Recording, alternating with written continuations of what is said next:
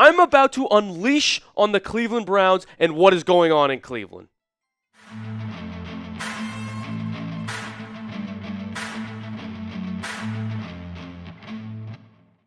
Welcome in the Browns Report, everybody. I'm your host and Browns fan, Joey O'Donohue, and I am sickened by what I saw offensively from the Cleveland Browns. I went back, watched the film, and I almost threw up. I mean, what is going on with the Browns team right now?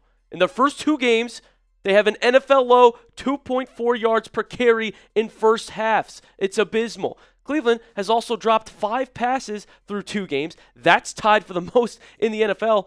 And this is the first time in Browns franchise history that they've started 0-2 while outgaining the opponents. So they're putting up more yards, and they're still finding ways to lose, and that's mainly because of the turnover battle. Star defensive end Myles Garrett says, "This is embarrassing."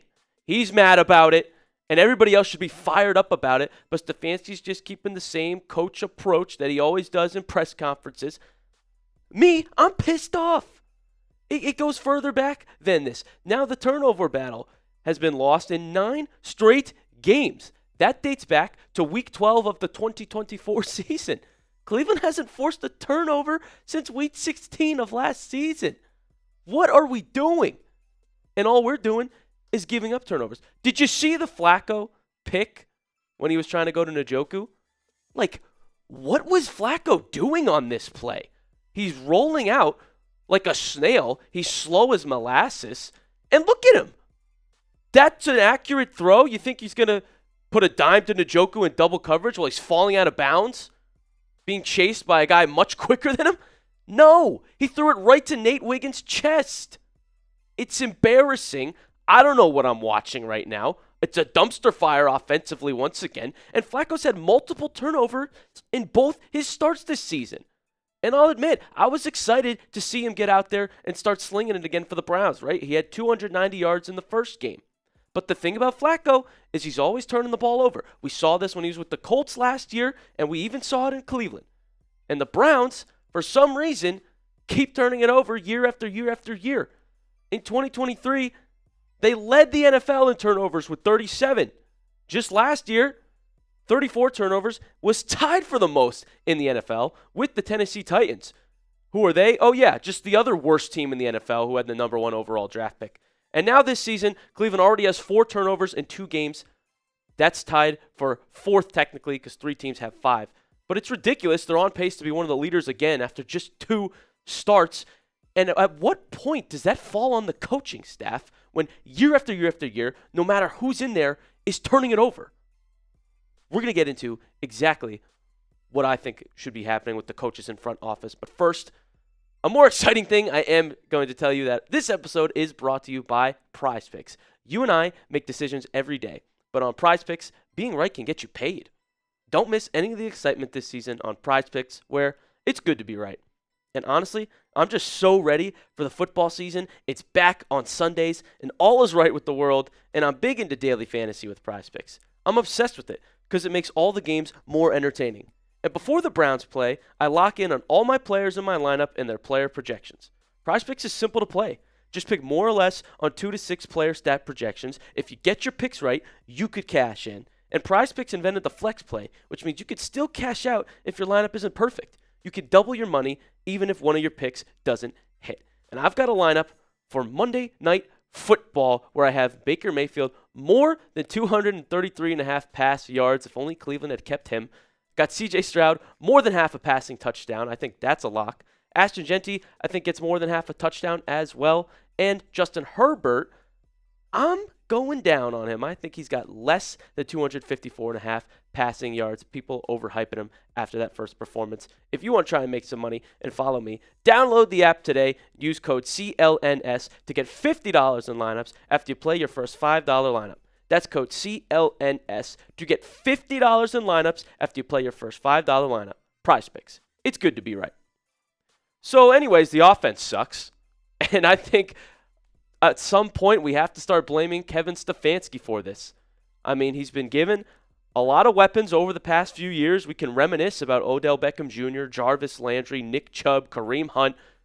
And for some reason, Cleveland is now stuck as one of the worst teams in the NFL last year, and they're already on pace as they're 0-2 now.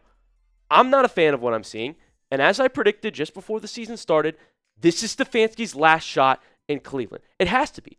And I'm not saying he's a terrible coach. I think he's an average in the middle type of coach, maybe top 15, you could argue.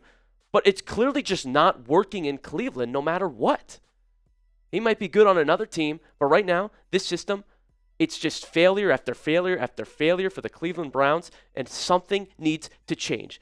This has always been another theme, is Cleveland just sticking with the mediocrity. When Deshaun Watson was playing terrible, they just kept putting him in when the fans were screaming about it.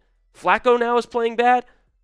What is Cleveland going to do? Well, Stefanski's already said that they're going to keep rolling with Flacco, and so I think something needs to change because we have a good defense right now, and unfortunately, they're just getting destroyed by their offense. Now, the defense, even though it is pretty good, there's still some glaring issues we'll get into, but how long do you give Kevin Stefanski?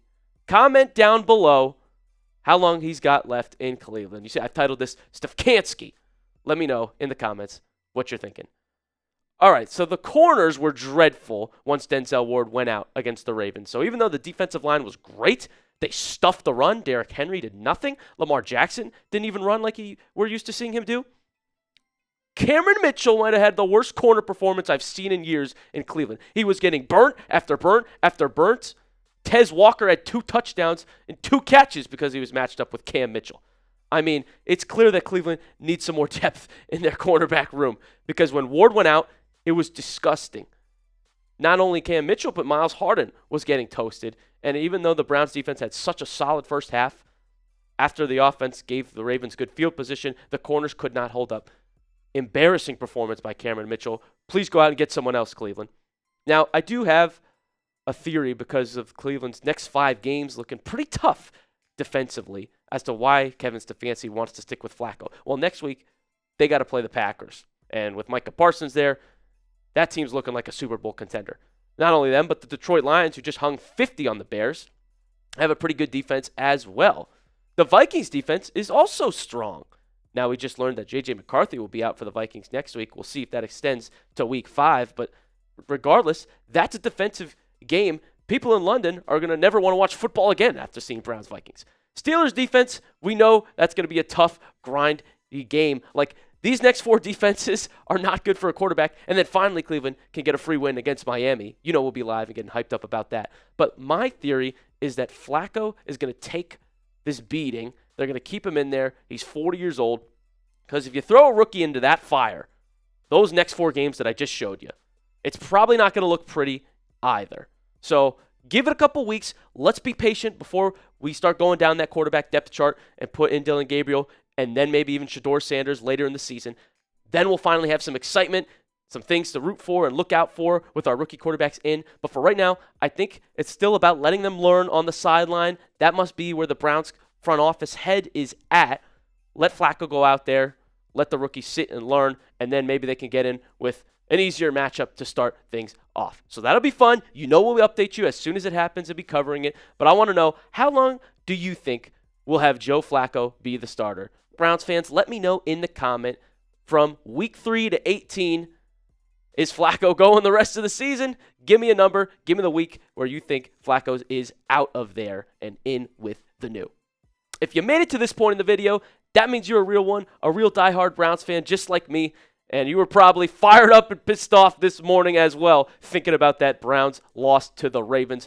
We'll try to bounce back. We'll get them next time. But for now, make sure you're subscribed to the Browns Report because we got you covered with daily Browns news, content, and analysis. Everything you need to know. So thank you so much, and we'll see you next time.